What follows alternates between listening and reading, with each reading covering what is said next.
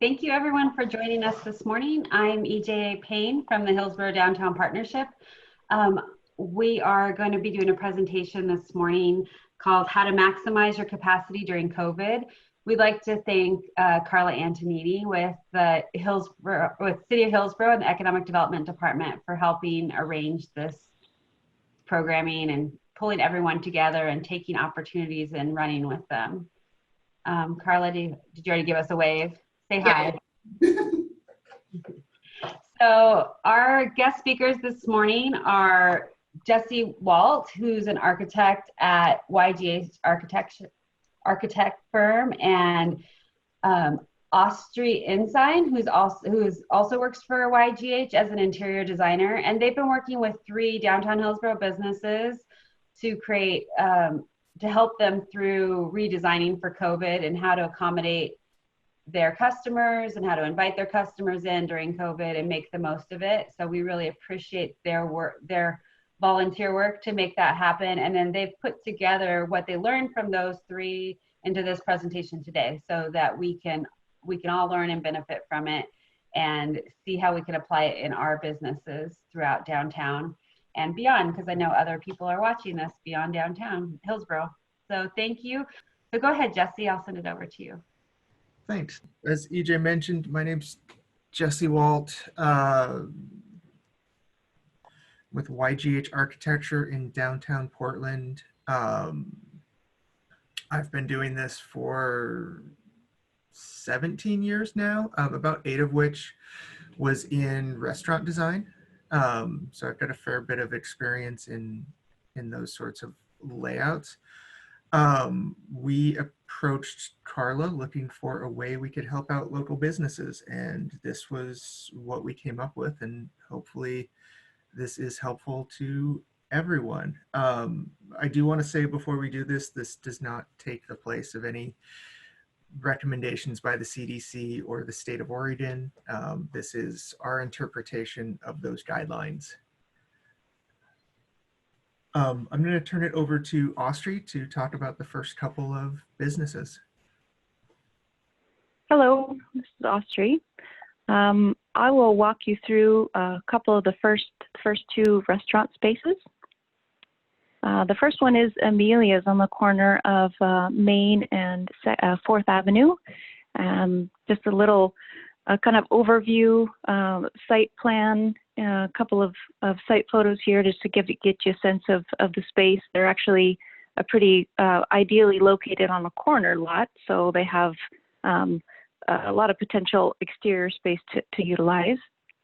You can see their interior space. It's kind of a separated into 2 different zones already. And they're actually in the process of building or constructing this service counter, which actually works out well for them in terms of the space being already divided by this sort of interior wall. It's already, because it's already separated into 2 spaces, and so that actually works to their advantage. So these are a couple of the ideas for them in terms of a proposed sort of design solutions. On the left here, starting from the left, moving right, they actually delegated this dine-in space distinctly and separate entryways from the takeout zone. So that in itself was a really successful separation. In addition, adding more street signage, or the street seating in the image above. They've already have 2 existing tables, but if they can expand upon that, that would really maximize their seating capacity. And then looking at some signage, we have underfoot decals that can indicate circulation and the 6 foot adequate spacing. So that is a very approachable and a very easy sort of application to apply, which without having any personnel to sort of delegate the comings and goings, it's a very user-friendly decal that can be applied to the sidewalk or the interior of the restaurant. We also looked at a little bit of the public public space in terms of a street closure, the possibility of doing that. And some businesses, you know, depending on their site, may or may not have this possibility, but it's what they're calling this Healthy Street Initiative. And so they're allowing expansion into streets for temporary closure or any adjacent space that could be utilized to create additional seating. And then on the far right here, this per phase 2 guidelines, we actually have the permitted allowance of doing a plexiglass sort of barrier in between booths in lieu of the 6-foot spacing. So for this restaurant in particular, it really was a really big advantage for them because they could use their existing furniture, not having to buy new, and they could really work with what they have. So I'll walk you through here the space plan. You can see sort of this orange zone, and that's really designated for takeout and entry activity, using only that entry door to the east. And then the south is sort of really just for dine-in. They also have lunch service as well as dinner. And so indicated in the blue and green seating, you can sort of see the reuse of their existing booths. And then kind of that darker blue, we looked at adding additional, how to really maximize the seating without making it feel, you know, overcrowded or so it still feels spacious enough. And then the owner actually got approval, granted permission from the neighboring landlord to use that empty lot and actually implement a couple of picnic tables. So, you know, working with their neighbors, they're able to come up with a solution and really expand the seating, especially now. Luckily, we're going into summertime, so this really was an optimized plan for them. Any questions so far? No? I will keep moving forward then. So moving to the second space, this is actually on Lincoln and 2nd Avenue. This is a restaurant that's in a historic building on a corner lot. And you can see this is a very different layout from the previous. Luckily, they also do have some outdoor real estate to be utilized, as well as an existing patio. Here is a look at the interior. They have a series of several sort of dining rooms that are attached. Each one has a little bit of a challenge in terms of fitting, fitting that 6-foot diameter in terms of table spacing. So the bar area here on the photo left, guidelines still call out that bar seating is not to be used. However, their existing tables and chairs, we were able to reconfigure and really maximize seating here too. So moving left to right, we have proposed the additional couple of 2 top tables on the lawn area. Again, landlord is granted access to be able to utilize that green space. There's a little bench there to the left that could be replaced and relocated, and replacing that with another table. So here again, a really great opportunity to utilize the exterior space. Additional seating on street side, we're looking at this idea of a parklet occupying 2 parking spots. So that would really give them, potentially 3 to 4 more tables, which is fantastic. This sort of middle diagram shows there's bamboo, decorative bamboo, and a low height wall. The plexiglass is something that could be implemented if you wanted to actually have seating placed on both sides of that. So that is a new regulation of phase 2. And then again, the decals are this wayfinding underfoot is a very inexpensive, approachable sort of idea that can be done either exterior or interior floor space. And some of these areas would require a one-way only indication as we, direct travel, specifically in certain areas, which can only be one way.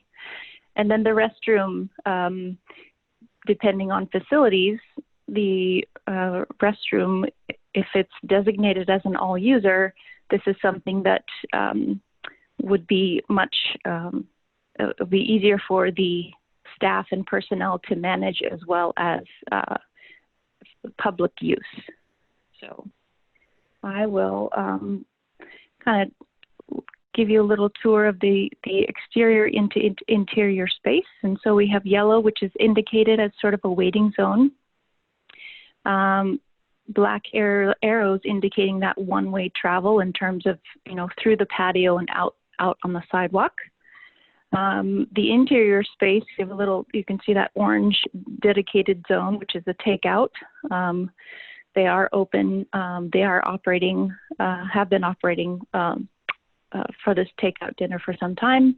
Now that we've reconfigured the interior tables, we've actually, we haven't really lost as many seating spots in comparison to the original sort of space plan. So we feel pretty good about having done an optimized plan here on the interior, and that this white circle is indicating the 6-foot diameter of a standing customer. So it gives you a little sense of space, the spatial sort of layout. And that is it for. Question is for both of these situations. How are you? I noticed at Amelia's in particular that you've helped them address. They had a bunch of handwritten signs, thinking that they were going to be doing takeout for a couple weeks. And driving by, I saw that you addressed that. But how do you suggest that people address that the outside signage as they come into here? Will there be like directional signs on the ground outside also of where to enter and about how to use their facilities now? So signage underfoot would be ideal to have that placement on the sidewalk outside as they approach the entry and enter into the interior. So we know that several of the businesses already do have existing vertical signage, whether it's placed on the building itself or on stanchions. So the combination of the vertical signage as well as underfoot really appealed to the owners. So that was the approach, is to provide both. Yeah, it looks, on Amelia's, it looks really great to be able to see that signage from as you drive by, even that it doesn't look handwritten. So thanks for helping them with that. Absolutely. I wanted to mention something. So I went to Shun, I got takeout for our team, I think it was Tuesday or Wednesday. And it was really nice to see people sitting inside, because you know how the weather has been so bad. So they haven't been able to utilize their outdoor seating. So it was really nice to see people actually feeling comfortable and sitting inside. All of their tables were full. Except I didn't go to the very back, but the front, they were all full. So thank you, it's really helpful. That's great. Yeah. Shall I move forward, or any other questions? Before we leave, Shun, there was one thing which didn't make it into our presentation that we discussed with them for their back room. Because they're in a historic space, their back room is sort of buried in the basement and very dark. And one of the things we suggested for them was to add a coat of light paint to parts of that room to try and lighten it up and make it feel more comfortable. And I think they're going to do that sometime in the near future, which hopefully will make people feel more comfortable sitting in that back room space. Oh yeah, I'll have to keep an eye out there. I'll run over there. Usually try to get takeout from there at least once a week, so. Is there also how did you decide between, or is there a preference between round tables and square tables, or does it really depend on the space that you have available or what they already own? We were working with what they already owned. Okay. Knowing that everybody's struggling right now, we were not trying to suggest large capital outlays for tables and chairs and new things. So The only new would be the parklets or any additional space that we're adding. But as Jesse said, our intent was to reuse what they have as existing furniture. Yeah.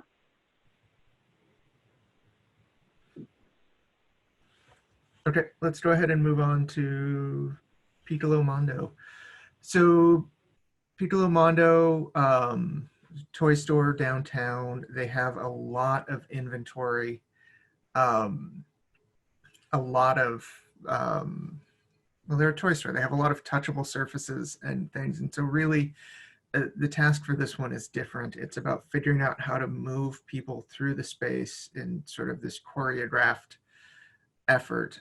They had already started setting up some things when we were there, where they had a single direction of entrance and exit with a divider down in between that was temporary, and they had people circulating through the space in one direction.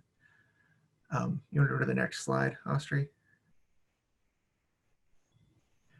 So there in the upper left, you can see they have a curtain that's a washable surface that they constrain between the entrance and exit. It feels crowded as a toy store with that much inventory, but as opposed to a restaurant, that's more acceptable because you should be moving through the space and not dwelling in any one portion for too long.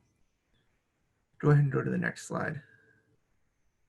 So here we're suggesting to organize the movable shelving and carousels in a way to create a circulation path that gets everybody by all of the merchandise. Again, we're suggesting underfoot signage or graphics, something to indicate where people should wait, particularly when moving from one space of the store to another. We think that that's important. And a big push for them is how they're going to address the Christmas season and when the shopping rush hits in the wintertime, when queuing outside is not as comfortable as it is right now. And so one of the ideas we came up with was to put a series of picnic umbrellas on stands out there, because those are about 6 feet in diameter. So they indicate the 6-foot spacing and also provide some shelter and maybe some color or some fun in that way that ties in with their store. Go ahead and go to the next slide. And so here you can see we've developed this seemingly complex path through the store by rearranging their existing shelving, providing a solid barrier down the middle and a series of floor displays to force everyone to weave their way through the store. The small white circles are where we would anticipate people standing and waiting while looking at merchandise before moving to the next section of the store. So this really allows them to fit a lot more customers in than their current limit, which I think is 10 people at most. So this is somewhat based on some of the ideas that Shawnette presented last week. Yeah, is there anything you want to add to this, Astrid?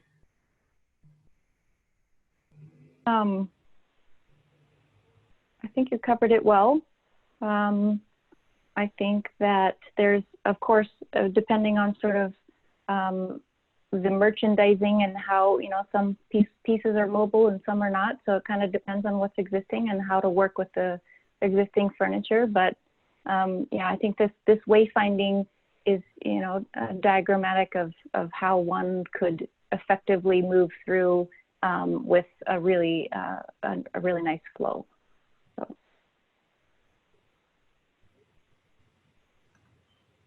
Okay, let's move to the next. So how many people can you, I counted 22, I think, on there. Can you fit 22 people in her store with this layout? Yes, I think you counted correctly. 22 small groups of people. So if you have a parent and a child that are sticking close together. So Jess, you know how like toy store, everybody's touching everything. Did you guys suggest to them that they put prices so that people can see them, so that maybe they don't have to lift it to figure out how much it is? Or that was something that they had already decided to do, was to show prices on the shelves. They're also giving children sticks with pointers on them as they enter the store, so that they can point at things without touching them. That's great. And they're turning some of the merchandise, I believe, displaying it front and back, side by side, so that you can see the relevant information without having to touch it and pick it up.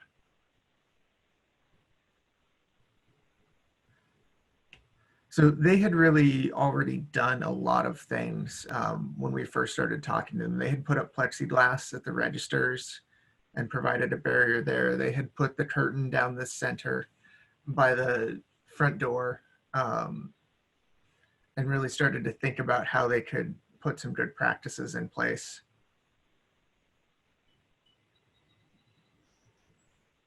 Which actually should feed into our next slide. So yeah, looking at some of the things that we've seen successfully done already by the different places.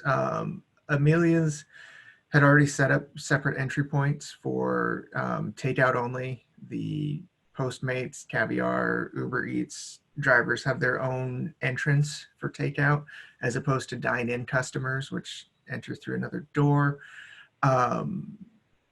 The toy store had everything set up so that you could look at it without having to touch it or spin a carousel.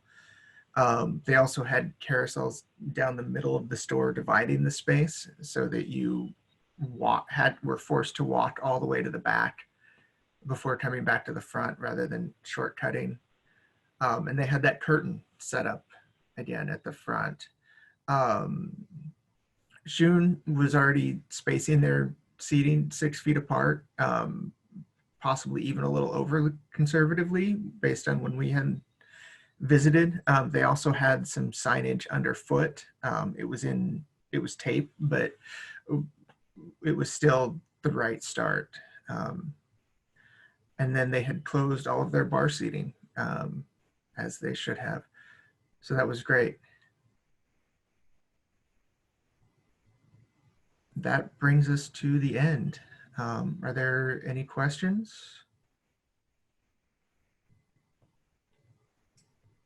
I think this is great, and I see how like other businesses, like even if you're not a toy store, whatever you might be, they can take all of these ideas and sort of adapt them to whatever business model they're using. So I think that's great.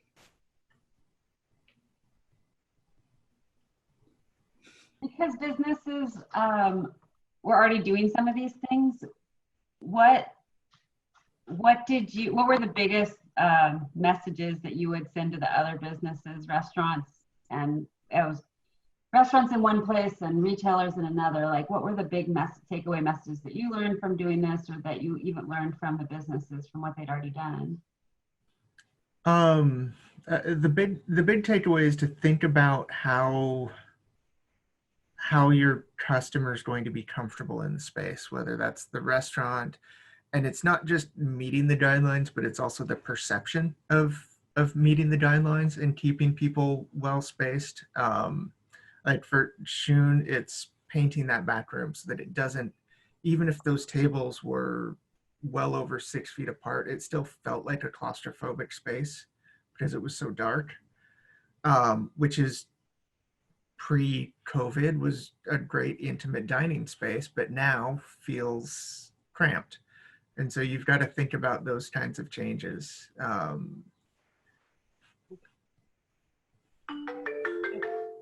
think that that's just really interesting, that not just it's the perception, like you said, where we wanted to be in a dark, cozier space, but now we want to be able to see and make sure everything's clean. Yeah. It's completely changed the experience that the customers are looking for. I think one thing too is just like advertising like how you're meeting the standards and even going above and beyond, you know, like we're cleaning X amount of times and make sure, you know, hand sanitizer is there and available. I don't know. I think it's important, even though you know you're doing that, that you let your customer know how often you're cleaning and whatnot. Mm-hmm. I think also the signage as you approach the front of the store, whether it's underfoot, horizontal signage or vertical signage, helps let the customer know and digest that information before they come in the store or restaurant, and that's very helpful. Yeah. And here in Washington County, we're going to have, this week we start with, it's mandatory for all of the businesses to require people to come in with face masks on too. So that's going to be another just challenge for everyone. But once people are seated down, like Amelia is a great example, or those walls, once people are seated at their table, they can take off their face masks. And so I think that the separation and the visual and the communication is really important to make people feel comfortable to not only take off their face masks, but to sit in a place where other people, you know, just a few feet away are taking off their face masks. I think all of that is really, really important as we go along, but it doesn't pertain to kids under 12. So I think the toy store, you know, will still be addressing that as they go through and people are moving. It's not, wearing masks isn't the end all by any means. So I think that we're just going to have to keep adapting and going back. And I know that Michelle at the toy store was welcome. Like you said, she'd already implemented some things, but she was just welcome for a new perspective to come in and give her advice on what you might see that she hadn't noticed because she's in her store all the time. Mm-hmm. So we really appreciate you doing this for our downtown Hillsboro businesses,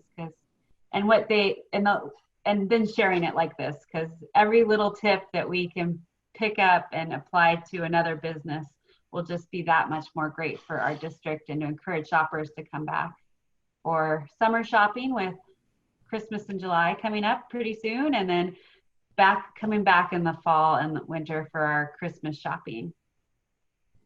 So thanks a lot for joining us. Any final words that you wanted to share? No, we're very happy that we were able to find a way to help downtown Hillsboro. This was great. Yeah, thank you very much. It's been really helpful.